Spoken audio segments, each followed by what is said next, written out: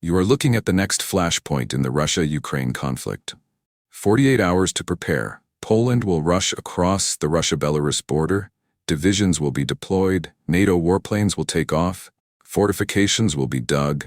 Residents will be expelled from the border. All of this indicates that war is very close, and Russia and Belarus know it. In the context of the Russia-Ukraine conflict that is more intense than ever, after Ukraine's spiderweb campaign attacked a series of bases deep inside Russian territory, both sides are bombing each other with record numbers of hot goods. Is Poland, NATO's most ardent anti-Russian outpost, trying to open a second front, catching Moscow off guard? The first question is why Poland? Poland sits at the crossroads of Eastern and Western Europe. Today, Russian forces in Ukraine are fighting on the front lines just 800 kilometers from the Polish border. Poland's location at the crossroads has been a huge economic boon for the country, but it also means it has few natural land borders to defend against, such as rivers and mountains, to prevent attack from the outside. Historically, Poland has been wary of its eastern neighbors, wary of them like thieves. And in 2014, something happened that really scared Poland. After Russia annexed Crimea, it implemented two plans to respond. One was to transfer military technology from the United States and South Korea. The other was to consolidate its defense industrial base from 50 companies into a single corporation called PGZ. In 2022, Russia launched a special military operation in Ukraine, which gave Poland the reason to take the next step, removing old Soviet equipment. For example, the transfer of 260 tanks to Ukraine, mostly Soviet-era T-series, paved the way for a crazy shopping spree. If a decade ago, Poland spent 1.9% of its GDP on defense, that is about $10 billion. By 2024, that figure has risen to 4.2%, or about $28 billion, and is set to rise to 4.7% this year. That's more than any other NATO member. It's money that's going into an arms race to replace the stockpile with a brand new toy. For example, Poland has purchased 1,1300 new main battle tanks. But what are they for? Let's go back to the border. Poland shares a 530 kilometers border with Ukraine. According to open-source data, there are 8 land border crossings between the two countries and 4 more railways. This is where most of the Western military aid goes. Despite Russia's countless attempts to say we don't want it, Poland is obsessed with the idea that they need a backup plan in case Russia invades Ukraine, making this border hostile to them. On top of that, Poland shares a 400-kilometer border with Belarus, a close ally of Russia. In short, Poland had to split and disperse its forces across the country to defend itself. It is easy to see why they needed a literal sea of people. When Russia invaded Ukraine, Poland had the 9th largest armed force in NATO. Now, after 3 years, they are third after the US and Turkey, with more than 216,000 active troops, including 90,000 combat-ready regular troops. Poland sees the current threat from Belarus as 2,000 Russian troops stationed and 50,000 professional Belarusian soldiers on active duty. At the same time, Poland has always accused Belarus of herding thousands of immigrants to the Polish border to put political pressure on Warsaw. Poland's bigger concern, however, is Russia's nuclear umbrella in Belarus. After the conflict with Ukraine erupted in 2022, Russia has sought to increase its military influence in Belarus to strengthen its strategic position in Eastern Europe. In March 2023, Russian President Vladimir Putin decided to deploy tactical nuclear weapons in Belarus at Minsk's request. This is the first time Russia has sent such mushrooms outside its territory since the mid-1990s. It is similar to the way the US has long deployed them on the territory of its allies. So don't be surprised. At the same time, Russia completed the conversion of 10 Belarusian Su-25 aircraft to be capable of carrying mushroom heads and transferred Iskander NS-26 short-range ballistic missile systems to Belarus. By the end of December 2023, President Lukashenko announced that the transfer from Russia was complete. Note that the Iskander has a range of up to 500 kilometers, enough to threaten targets in Poland, Lithuania, and neighboring regions. With the Su-25 attack aircraft modified by Russia, Belarus can carry out tactical airstrikes. This increases the flexibility of the military strategy of the Russia-Belarus alliance.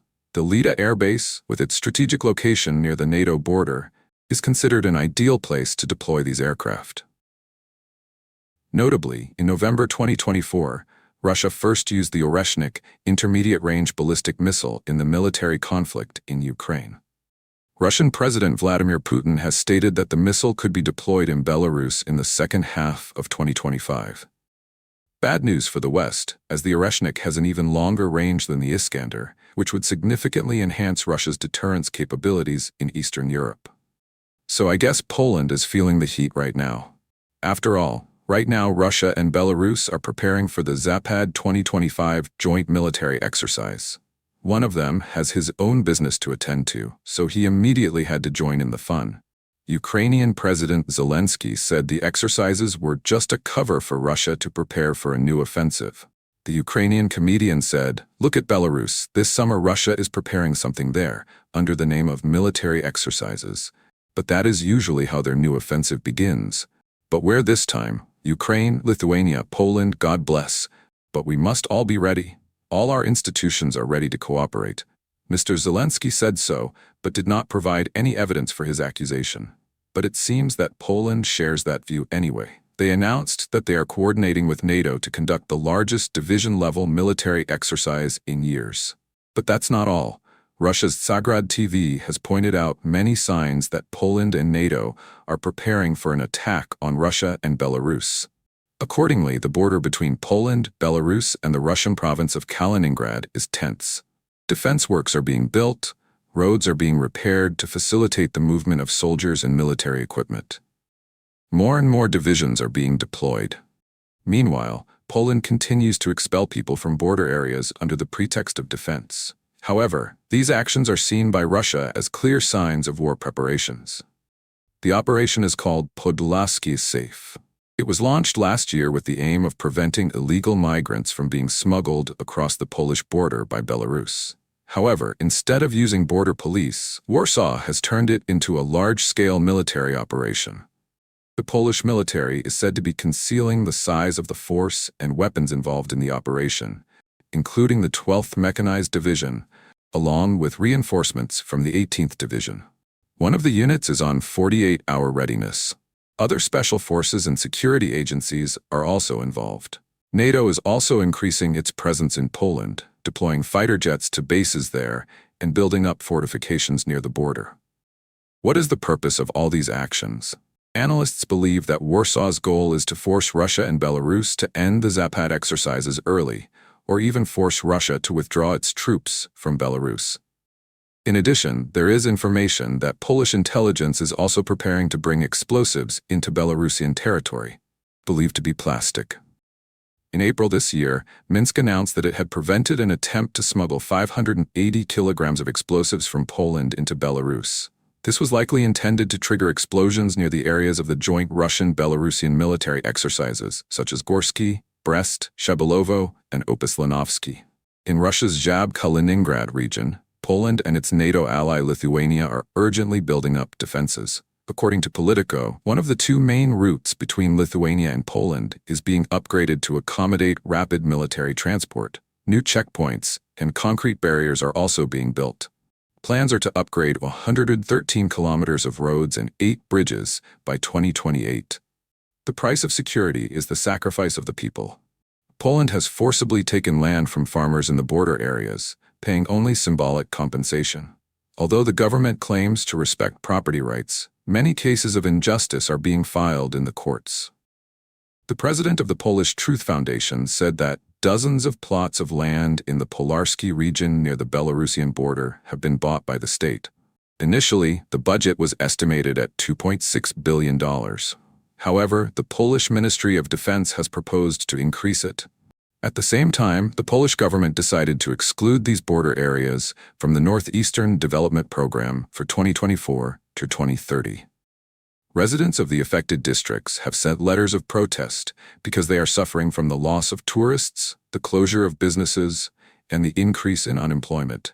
The population is leaving. Despite the escalating tensions, some experts believe that Poland will first try to fight Belarus with a soft war, not yet resorting to force.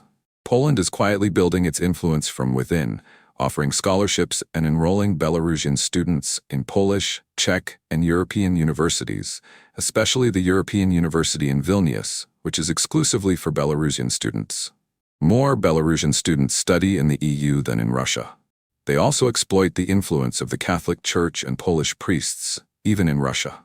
One scenario that has been discussed is that by the time Lukashenko's presidency ends in 2030, Poland and its allies could simultaneously attack Belarus from both inside and outside and target the Russian enclave of Kaliningrad. This is backed up by recent statements from German and Nordic elites that Russia will attack by 2030. At this point, it is all still in the muscle-flexing stage.